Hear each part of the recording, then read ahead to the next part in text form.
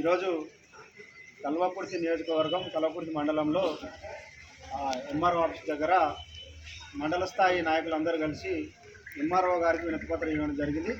వినతిపత్రం ఉద్దేశం ఏమిటంటే చాలా ఏళ్ళుగా 50-60 సంవత్సరాలుగా ముదిరాజులు ఏదైతే బీసీ డి నుంచి ఏలకు రావాలని పోరాటం చేస్తున్నారో దాని గురించి ఇకనైనా మమ్మల్ని బీసీ డీల నుంచి ఏలకు మార్చాలని వినతిపత్రం ఇవ్వడం జరిగింది.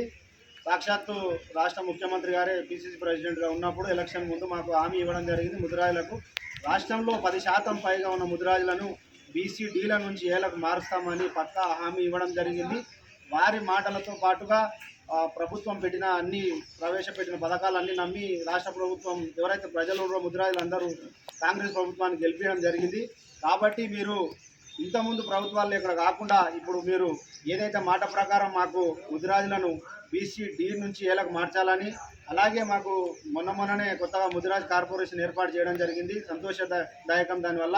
అలాగే మాకు ఒక 1000 కోట్ల దానికి ఒక ఫండ్ ఇచ్చి మాకు రాష్ట్రంలో ఉన్న ముదిరాజులు ఎక్కడైతే వెనుకబడిన తరగతిలో ఉన్న ముదిరాజులందరికీ ఇంతకుముందుకు ప్రభుత్వాలు ఇచ్చినట్టుగా ఆటోలు కానీ 2 వీలర్స్ కానీ గొల్లలు కానీ అట్లాంటివి ఇచ్చి మాకు ముదిరాజులను ముందుకు తీసుకుపోవాలని కోరుకుంటున్నాం.